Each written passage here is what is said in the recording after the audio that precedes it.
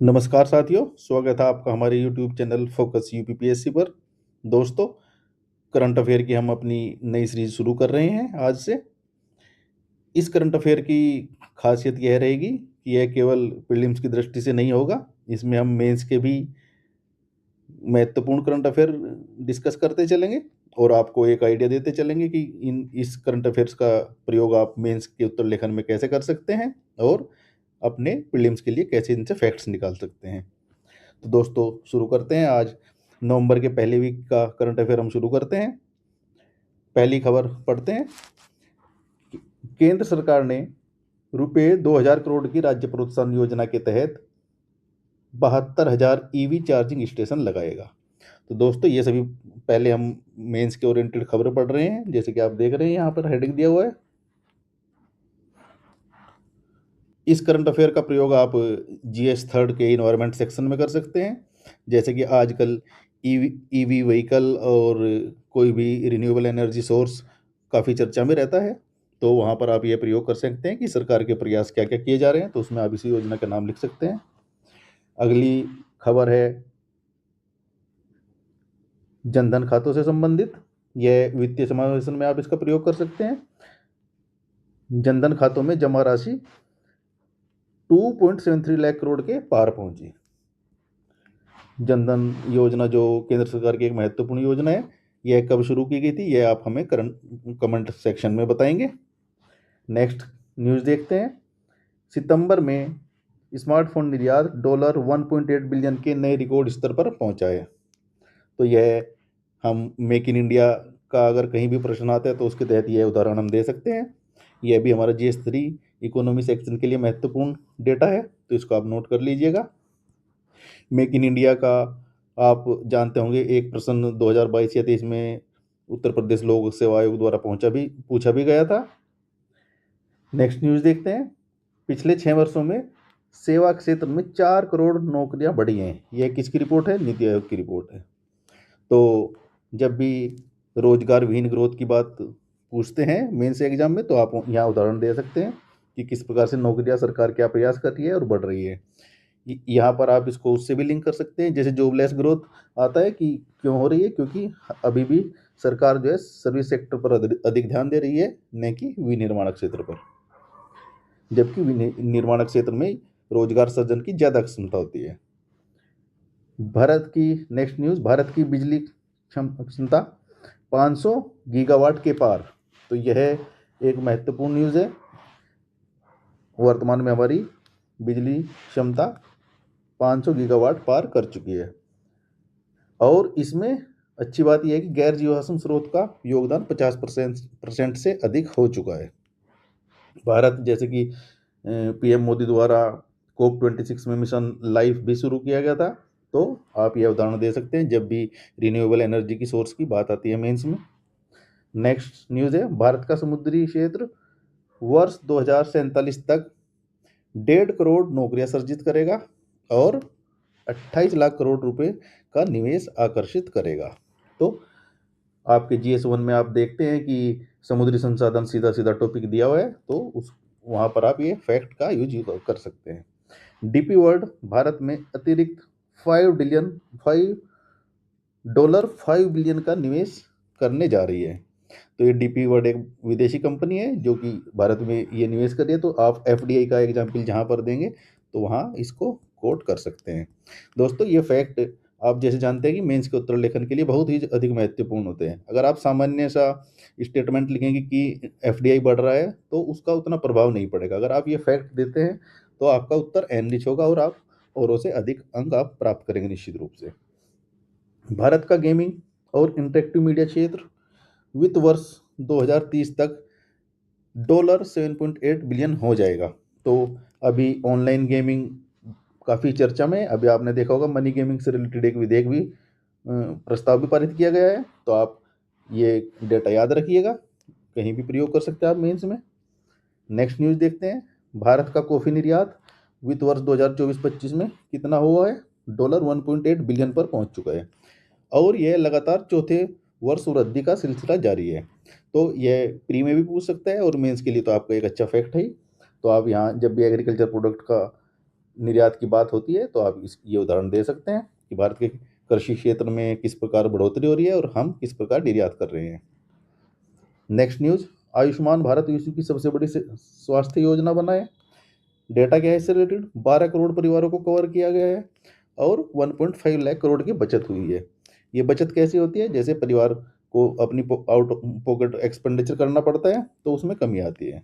तो ये आप देख सकते हैं, ये एक अच्छी न्यूज़ है। जब भी हेल्थ से रिलेटेड क्वेश्चन आता है या सामाजिक कल्याण से आता है या सामाजिक सुरक्षा से आता है तो आप इसको जरूर कोट करिए। तो दोस्तों ये तो मेंस के से रिलेटेड न्यूज़ हम कवर कर चुके हैं। अब प्री ओरिएंटेड देख लेते हैं।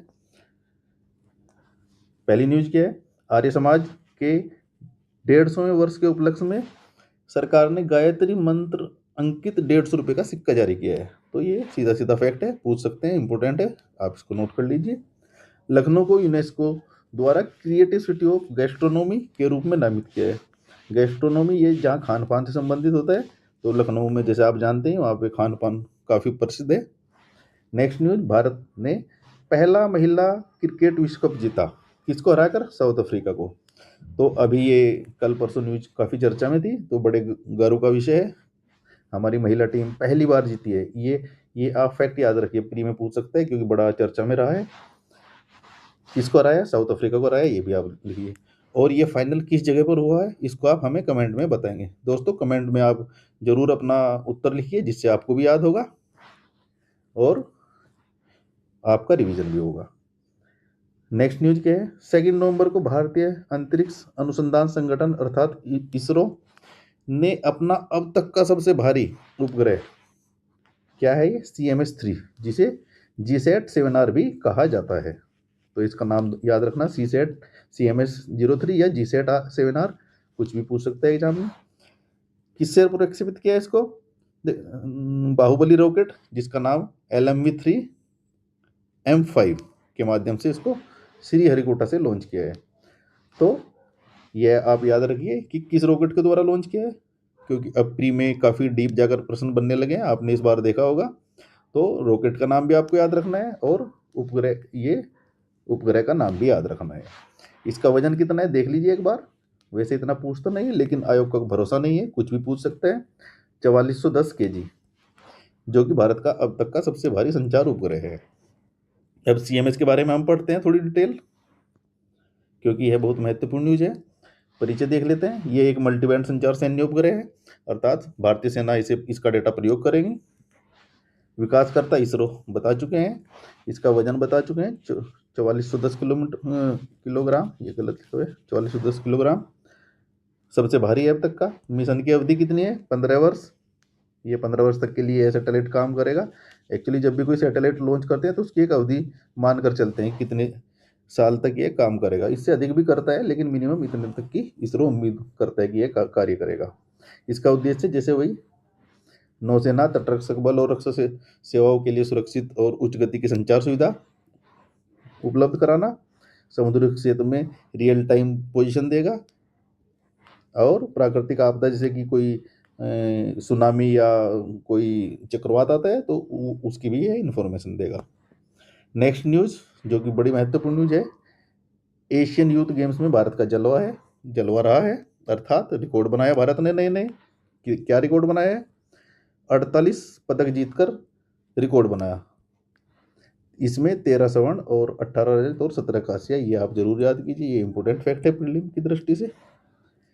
नेक्स्ट इंपॉर्टेंट न्यूज़ है हमारी, भारत के सुरजीत कलकल, इसका नाम याद रखिए, सुरजीत कलकल ने सर्बिया में अंडर-23 विश्व कुश्ती चैंपियनशिप में स्वर्ण पदक जीता है। तो ये भी बड़ी महत्वपूर्ण न्यूज़ है। तो दोस्तों आज के लिए इतना ही, पिछले वीक में यही सभी महत्वपूर्ण न्यूज़ थी जो हम आपके लिए लेकर आए हैं। नेक्स्ट वीक फिर से महत्वपूर्ण न्यूज़ लेकर आएंगे। और आपके लिए एक सूचना भी है, ये हमारी समीक्षा अधिकारी मुख्य परीक्षा के लिए 2023 के लिए मेंस के लिए बैच शुरू किया हुआ है, आज से शुरू हो चुका है ये। इसकी फीस 1200 रुपये है। यहाँ आप देख सकते हैं सभी सेक्शन के 5-5 टेस्ट आपको उपलब्ध कराए जाएंगे। इसमें full length test, Hindi drafting और निबंध के 5-5 ये भी हैं, तो लगभग 30 से 35 टेस्ट आपको कराए जाएंगे, मिनिमम 30 और उससे अधिक हम प्रयास करेंगे कराने का। ये इसका शेड्यूल है, 5 नवंबर से शुरू हो चुका है, आप देख सकते हैं। ये फुल लेंथ टेस्ट का शेड्यूल है।